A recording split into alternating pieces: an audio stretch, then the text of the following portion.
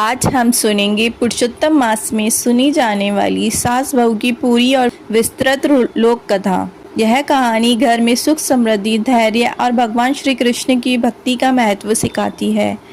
एक समय की बात है, एक गांव में एक ब्राह्मण का परिवार रहता था। घर में बूढ़ी सास और उसकी इकलौती बहू थी। सास स्वभाव से बहुत ही दयालु, संतोषी और भगवान विष्णु की अनन्य भक्त थी। वही बहू थोड़ी चंचल, सांसारिक सुखों में लीन रहने वाली और बात बात पर चिढ़ने वाली थी। जब तीसरा वर्ष आया और पुरुषोत्तम मास शुरू हुआ तो बूढ़ी सास ने हमेशा की तरह ब्रह्म मुहूर्त में उठकर नदी स्नान किया, व्रत किया, दीपदान और भगवान पुरुषोत्तम की कथा सुनना शुरू किया। सास रोज भगवान को साधारण सा भोग लगाती और दिन में एक बार सादा भोजन करती। यह देखकर बहू हर रोज चिढ़ती और कहती, माँ जी आप पूरा दिन भूखी रहती है, घर का अनाज और घी तेल पूजा और दान में उड़ा देती हैं। इस बूढ़ी उम्र में इस व्रत का क्या फायदा? मेरी शादी को इतने साल बीत गए, न इस घर में खूब सारा धन आया और ना ही मुझे कोई संतान हुई। आपके भगवान आपको क्या देते हैं? सास हमेशा मुस्कुराकर कहती, बहू भगवान के घर देर है अंधेर नहीं। पुरुषोत्तम मास सब महीनों में उत्तम है। इस महीने की भक्ति कभी खाली नहीं जाती। तो भी श्रद्धा रख, भगवान सब ठीक करेंगे।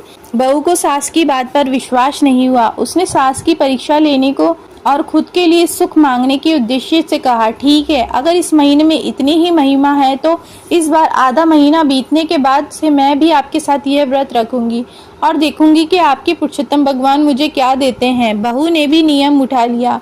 वह सुबह उठकर स्नान करती, लेकिन उसके मन में श्रद्धा से ज्यादा यह लालसा थी कि व्रत खत्म होते ही उसे धन और संतान मिल जाए। सास ने उसे समझाया कि व्रत हमेशा निष्काम भाव या शांत मन से करना चाहिए, अहंकार से नहीं। बहू ने सास की देखरेख में महीने के बचे हुए दिन पूरे नियम से काटे और ब्राह्मणों को मालपुए का दान भी दिया। जब पुरुषोत्तम मास समाप्त होने को आया तो भगवान पुरुषोत्तम ने दोनों की परीक्षा लेने की सोची। भगवान एक अत्यंत वृद्ध और बीमार भिखारी का रूप धारण करके उनके द्वार पर आए।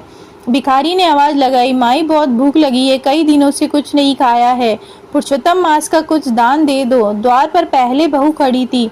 उसने भिखारी को देखकर मुंह सिकोड़ लिया और गुस्से में कहा, पूरा महीना व्रत दान करके वैसे ही घर में कुछ नहीं बचा है, ऊपर से तुम सुबह सुबह मांगने आ गए हो, जाओ आगे बढ़ो, यहाँ कुछ नहीं है। तभी पीछे से बूढ़ी सास आई। उसने भिखारी की दयनीय स्थिति देखी तो उसका दिल भर आया। उसने बहू को डांटते हुए कहा, बहू द्वार पर आए भिखारी को खाली हाथ नहीं भेजते, यह पुरुषोत्तम का महीना है। सास ने घर के अंदर जाकर भगवान के भोग के लिए बचाकर रखा हुआ आखिरी मालपुआ और कुछ सिक्के लाकर उस भिखारी को आदर पूर्वक दान कर दिए।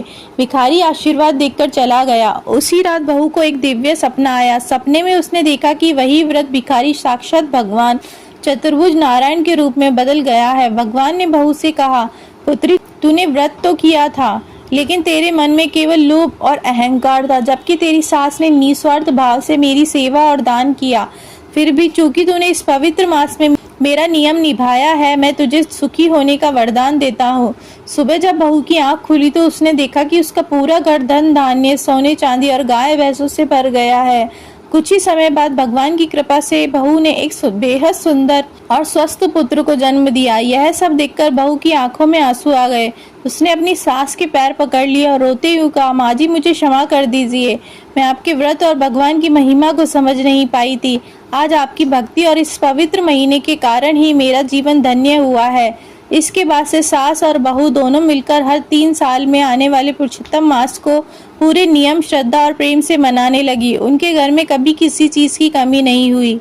जैसे भगवान पुरुषोत्तम ने सास और बहू की मनोकामना पूरी की और उनका घर भरा, वैसे ही इस कथा को सुनने, पढ़ने और हुकारा भरने वाले सभी भक्तों की झोली भगवान खुशियों से भर दे।